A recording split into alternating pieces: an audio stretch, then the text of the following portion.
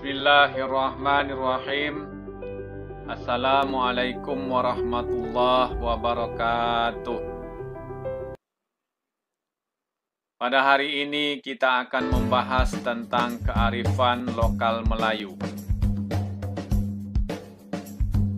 Bangsa Melayu merupakan bangsa yang sangat arif, sangat bijaksana, sangat cendekia, sehingga melahirkan proses-proses yang bernilai luhur yang tinggi, terutama dalam menyikapi dan memecahkan persoalan-persoalan kehidupan sehari-hari. Kearifan bangsa Melayu berkaitan dengan kebijaksanaan atau kecendekiaan orang Melayu dalam menyikapi kehidupannya sehari-hari. Menyikapi kehidupannya sehari-hari di sini dimaksudkan adalah bagaimana bangsa Melayu bersikap cerdas, bersikap bijaksana, memecahkan persoalan-persoalan kehidupan. Ada beberapa persoalan kehidupan yang berkaitan dengan kearifan Melayu di sini. Pertama, arif terhadap diri sendiri. Dan ini merupakan unsur utama sebelum arif terhadap sosial budaya dan alam semesta.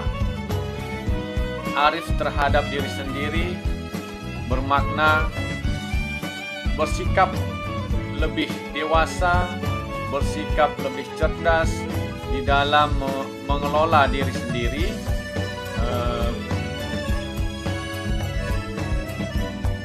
dalam kaitannya dengan alam lingkungan yang lain.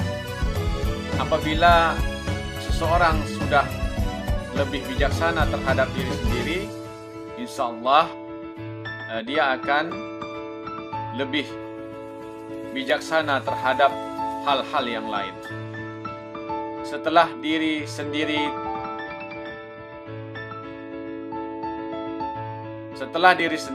maka arif sosial. Arif sosial di sini bermaksud bahwa kita sebagai bangsa Melayu juga sebagai makhluk sosial, makhluk yang hidup di dalam masyarakat atau makhluk yang bermasyarakat. Jadi tidak terlepas dari kehidupan bermasyarakat. Nah, di dalam pergaulan sosial, bangsa Melayu mempunyai kearifan tersendiri. Selanjutnya, arif budaya. Bijaksana dalam hal-hal budaya, adat kebiasaan, adat resam, dan sebagainya. Ini juga sangat berpengaruh terhadap peri kehidupan bangsa Melayu sejak zaman dulu hingga zaman berikutnya. Poin keempat adalah arif alam semesta. Arif terhadap alam semesta ini berkaitan dengan ekologi bangsa Melayu. Bagaimana bangsa Melayu mengelola sistem ekologis dalam kehidupan mereka. Kearifan lokal ini pasti antara satu dengan yang lainnya saling berkaitan dan atau tidak bisa dipisahkan karena kearifan ini merupakan persebatian dalam kehidupan orang-orang Melayu. Nah, persebatian ini melahirkan nilai-nilai luhur yang sangat ramah, yang sangat menghargai dan toleransi, sehingga bernilai kearifan bagi kehidupan secara universal.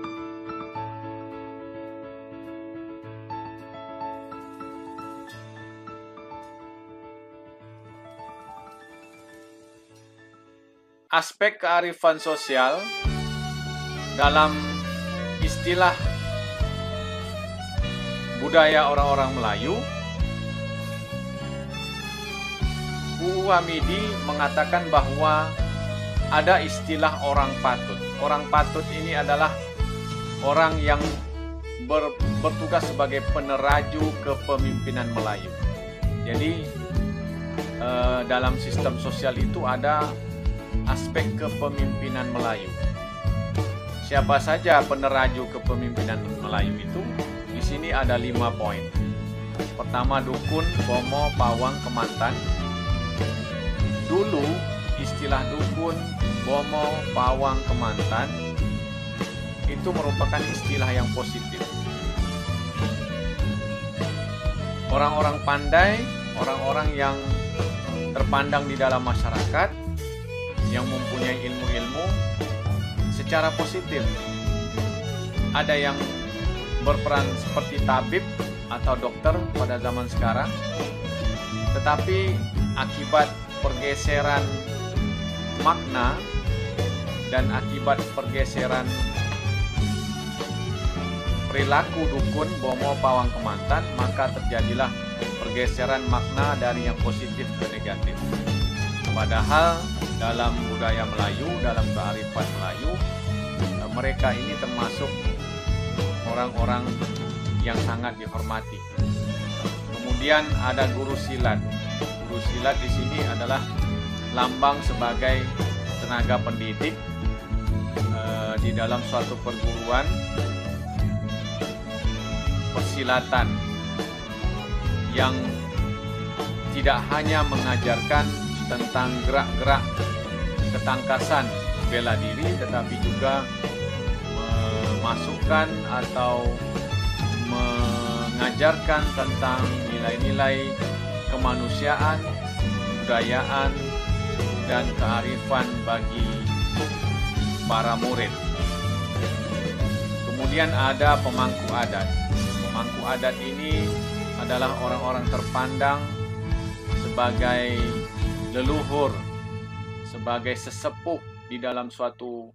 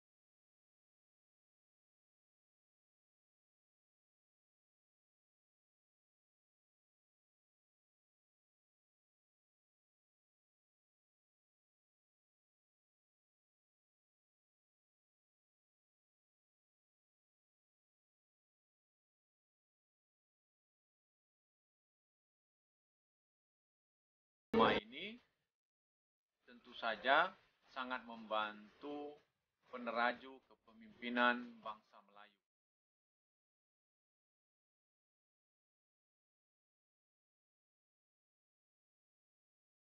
Nah, di dalam kearifan sistem sosial ini, pada mulanya dukun itu memelihara manusia dan alam.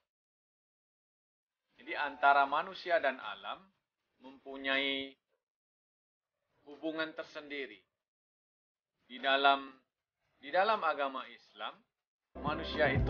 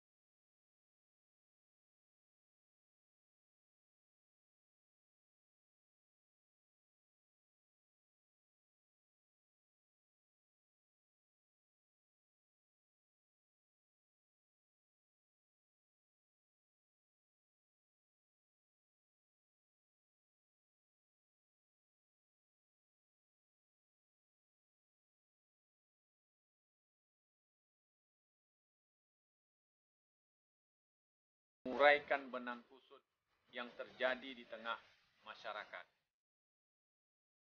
Pemangku adat ini contohnya adalah batin atau penghulu.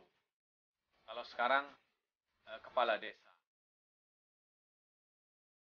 Di Bengkalis sendiri pada zaman dahulu ada batin Senggoro, batin Sendera, kemudian ada juga batin Solapan di daerah Sakai.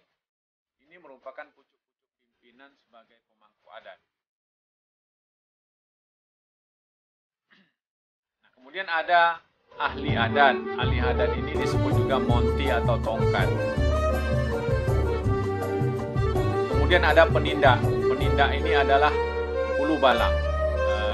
Sebagai kalau kita kaitkan zaman sekarang, mereka ini adalah para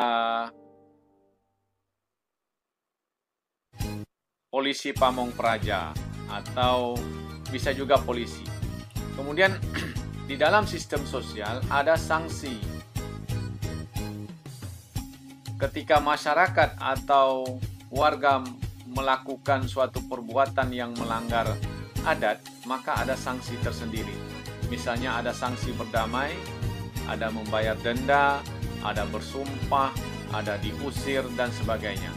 Sanksi-sanksi ini merupakan sanksi yang dibuat secara bersama di dalam suatu lingkungan sistem sosial bangsa Melayu.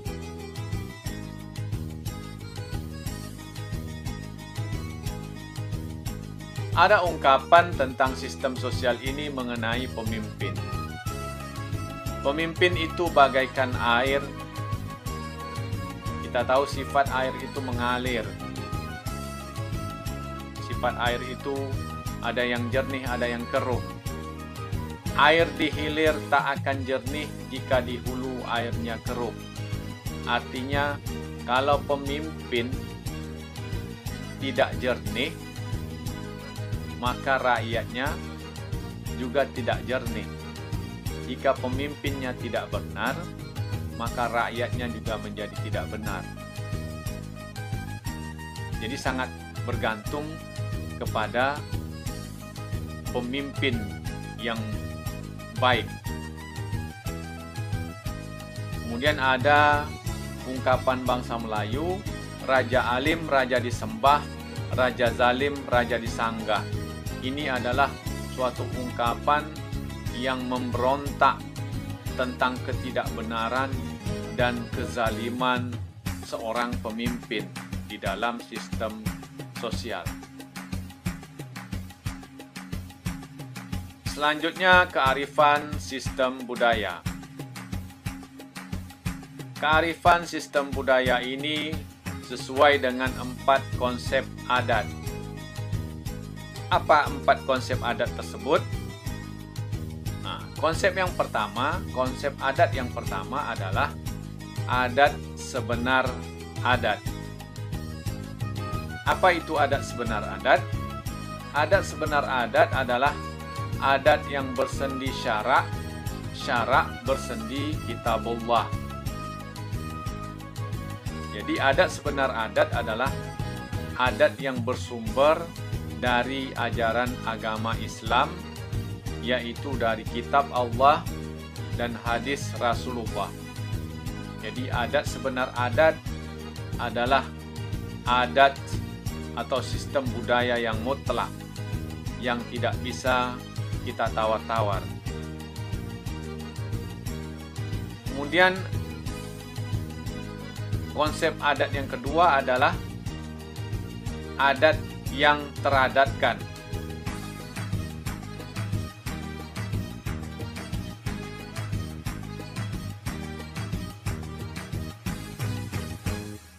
Adat, saya ulangi, adat yang diadatkan. Adat yang diadatkan ini maksudnya adalah adat yang ada, yang hidup di tengah masyarakat, yang merupakan sistem nilai-nilai sosial di dalam kehidupan bermasyarakat, yang kadang-kadang tidak tertulis, tetapi dia hidup di dalam masyarakat. Misalnya, ketika berbicara hendaklah sopan santun, atau ketika lewat di depan orang yang lebih tua, maka kita harus dengan penuh rasa hormat. Ini suatu sistem nilai yang ada di dalam kehidupan masyarakat bangsa Melayu. Sampai saat ini sistem seperti itu masih ada dan mudah-mudahan bisa dipertahankan. Konsep adat yang ketiga adalah adat yang teradat. Konsep adat yang teradat ini adalah sistem adat budaya bangsa Melayu yang dirumuskan oleh para pembesar, para pemimpin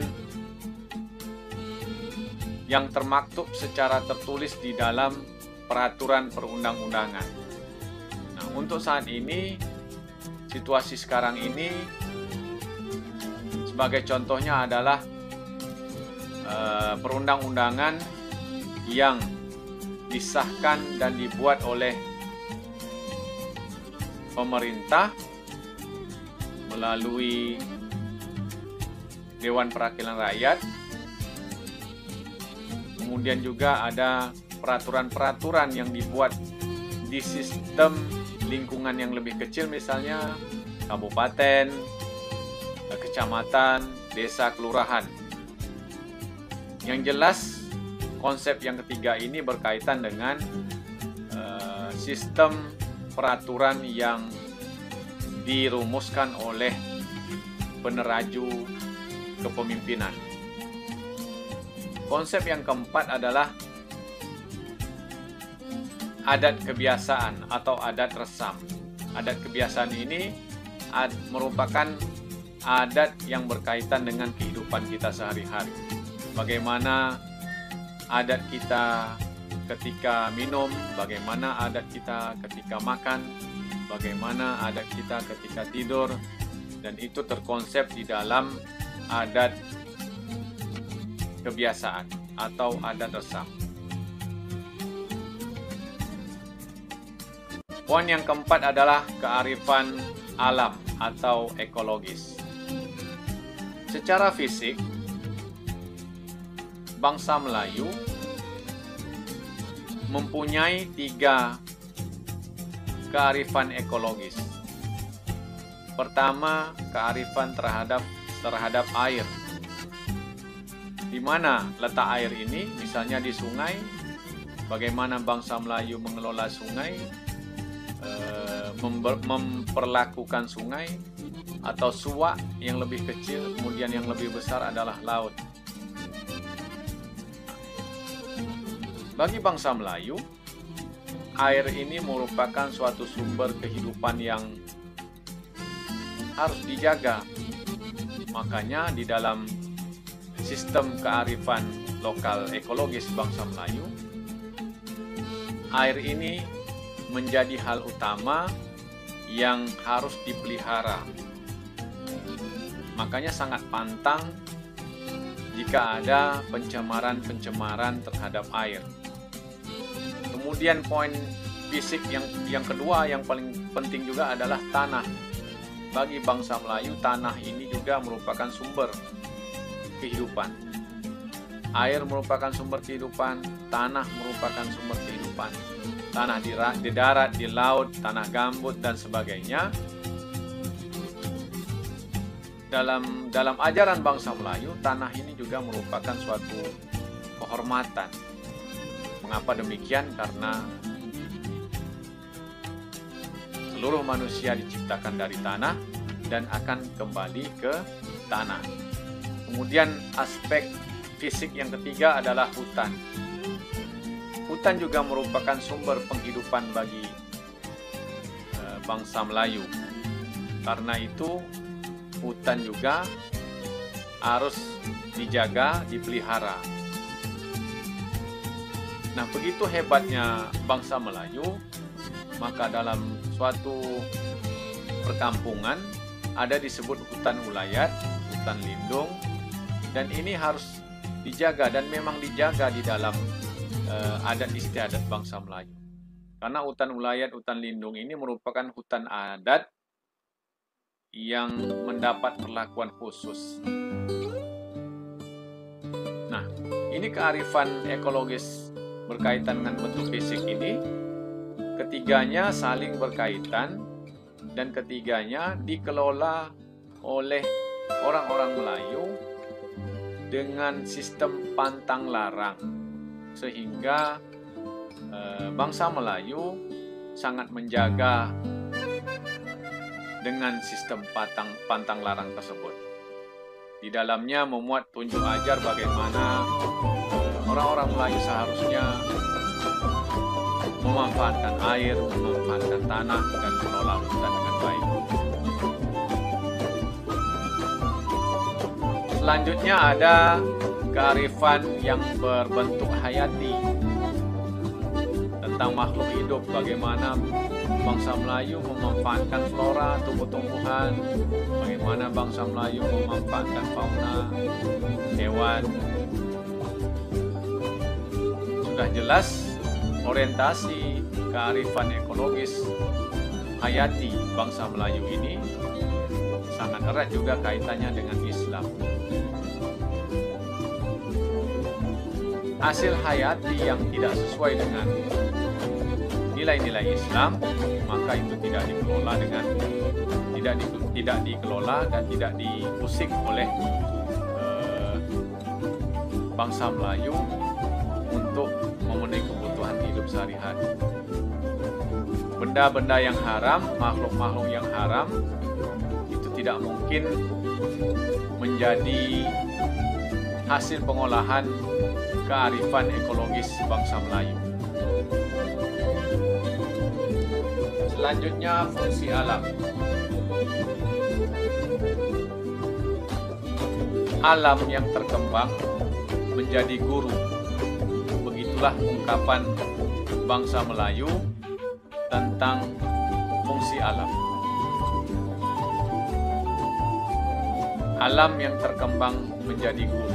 Artinya di dalam alam itu banyak sekali nilai-nilai pendidikan, banyak sekali nilai-nilai pembelajaran yang dapat kita timba, yang dapat kita ambil sebagai pemenuhan kebutuhan penghilang haus dahaga di dalam kehidupan sehari-hari.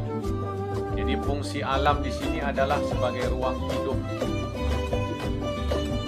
Bagaimana bangsa Melayu bisa memanfaatkan alam itu sebagai ruang hidup untuk kehidupan mereka.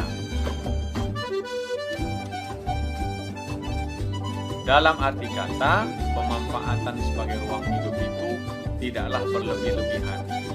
Karena bangsa Melayu tahu benar bahwa sesuatu yang berlebih-lebihan itu tidak akan mendatangkan suatu kebaikan. Dan ini merupakan ajaran yang tertera di dalam Islam. Kemudian fungsi alam sebagai budaya. Alam secara arti luas akan melahirkan, akan membentuk budaya-budaya tersendiri. Seperti kita ketahui bahwa aspek budaya itu dipengaruhi oleh alam dan zaman. Jadi salah satu faktor alam akan mempengaruhi kemajuan kemunduran budaya. Di budaya akan lahir juga ditopang oleh unsur-unsur alam yang semula jadi.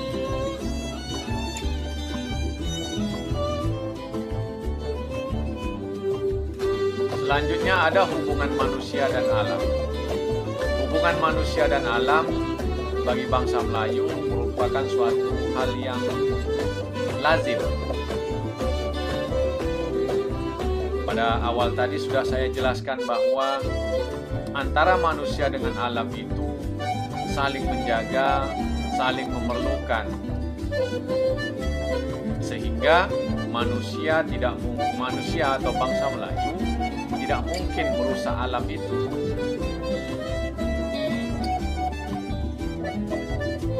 Yang terjadi adalah bangsa Melayu sebagai manusia terus berupaya menjaga sistem alam, kearifan, sehingga menjadi kearifan ekologis tersendiri.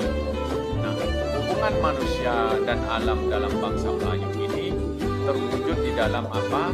Satu, di dalam sistem kepatuhan. Kepatuhan bangsa Melayu terhadap aturan-aturan tunjuk ajar, pantang larang Melayu di dalam mengelola alam sekitar. Kemudian ada hubungan-hubungan dialogis. Hubungan-hubungan dialogis ini yang berkaitan dengan suatu sistem interaksi antara manusia dengan alam yang lain, manusia sebagai individu, sebagai sosial, sebagai makhluk budaya, sebagai makhluk alam, itu dilakukan secara interaksi, baik interaksi satu arah maupun interaksi beberapa arah. Nah, antara peneraju-peneraju kepemimpinan juga sangat berperanan penting di dalam menjaga hubungan manusia dan alam ini.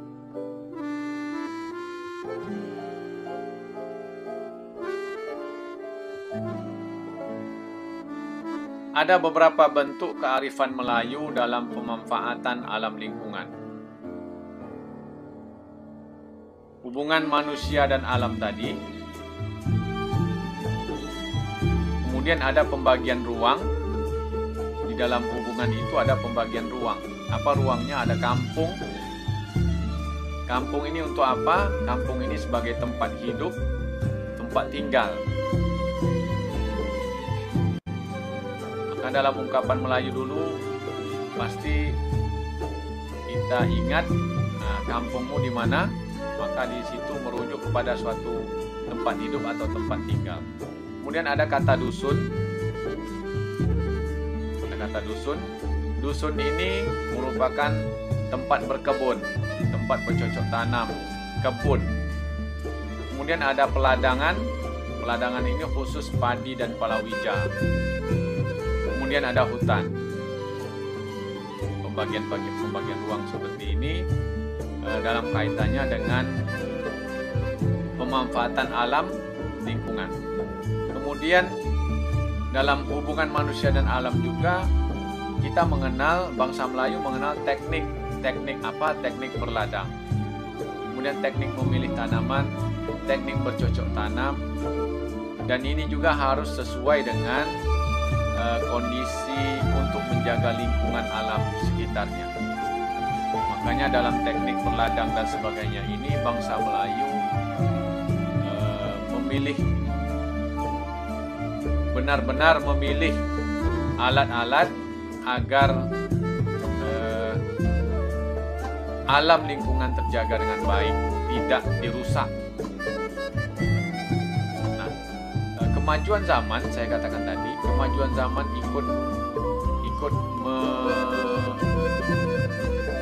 kemajuan zaman ikut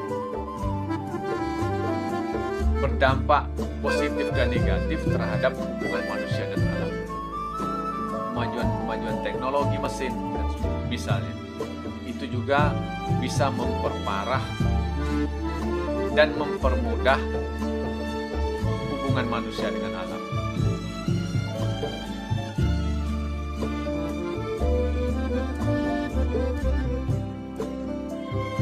Selanjutnya ada ekologi sosial. Dalam ruangan kehidupan ini berkaitan dengan ekologi sosial adalah ada yang kita sebut sebagai pedalaman. Nah, kehidupan sosial di pedalaman misalnya. Pedalaman ini dengan istilah lain daerah tertinggal, daerah terpencil dan sebagainya. Kemudian ada istilah kampung yang tadi saya sebutkan. Selanjutnya ada istilah sosial di bandar atau kota. Tiga tempat ini merupakan domisili, tempat bermastautin bangsa Melayu secara universal di dalam alam sosial. Di ketiga ekologi sosial inilah, di pedalaman, kampung atau perkampungan, bandar atau perkotaan, pelabuhan inilah mencerminkan status sosial, status pendidikan, kehidupan bangsa Melayu. Namun demikian tidak membuka kemungkinan status sosial ini tidak menjadi penghalang bagi bangsa Melayu untuk mewujudkan suatu sikap yang lebih baik, yang lebih positif terhadap kemajuan dan kearifan diri sendiri.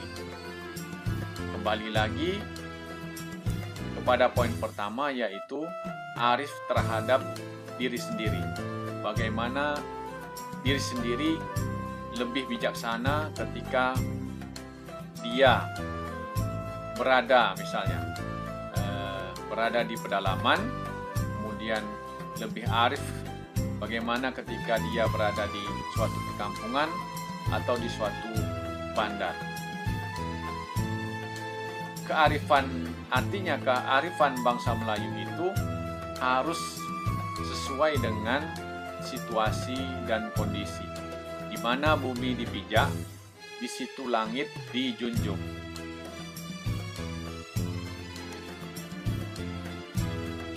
Begitu besarnya bangsa Melayu, begitu pedulinya bangsa Melayu terhadap lingkungan alam, sehingga bangsa Melayu selalu mencatat betapa indahnya alam itu dalam karya-karya sastra. Contohnya di dalam pantun. Mari kita simak pantun ini. Minta daun diberi daun, dalam daun buah bidara. Minta pantun diberi pantun, dalam pantun ada bicara. Dua baris sampiran pertama ini merupakan simbol bangsa Melayu mencintai alam sekitar. Pantun yang kedua, burung tempua bersarang di tangga, datang hinggap di pohon jati. Kala hidup berumah tangga, susah dan senang silih berganti.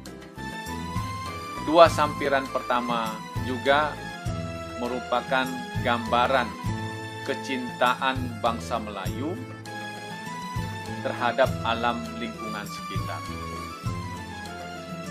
Kalau kita simak pantun-pantun klasik bangsa Melayu dulu, sangat banyak sampiran-sampiran pantun itu bersumber dari alam sekitar, dari flora, fauna, dari keadaan alam, lingkungan, dan sebagainya. Ini suatu bukti bahwa bangsa Melayu memang bangsa yang arif di dalam menjaga alam lingkungan. Di dalam Tunjuk Ajar karya Tenas Effendi disebutkan, kalau tak ada laut, hampalah perut. Ini membuktikan bahwa bentuk fisik laut tadi, air tadi, merupakan sumber mata pencaharian bagi bangsa Melayu. Kalau tak ada hutan, binasalah badan. Begitu juga dengan hutan sebagai sumber kehidupan dan penghidupan bangsa Melayu. Tanda orang berpikiran panjang, merusak alam ia berpantang. Ini suatu tunjuk ajar yang sangat bernilai tinggi.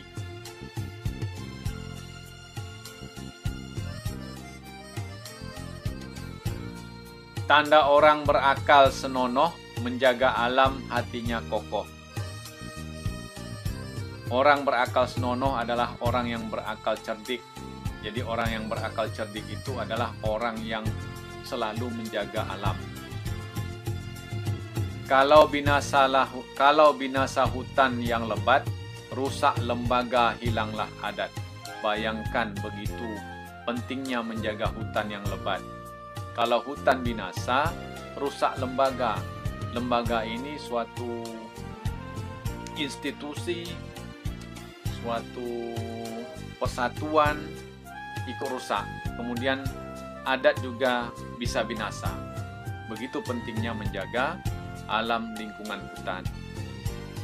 Tanda-tanda orang memegang amanat, alam dijaga, petuah diingat. Jadi masih menjaga alam. Tanda orang memegang amanah, pantang merusak hutan dan tanah. Tanda ingat kepada Tuhan, menjaga alam ia utamakan. Pesan terakhir ini adalah orang-orang yang tidak menjaga alam berarti ia tidak ingat kepada Tuhan. Jadi menjaga alam bermakna juga ingat kepada Tuhan pencipta alam.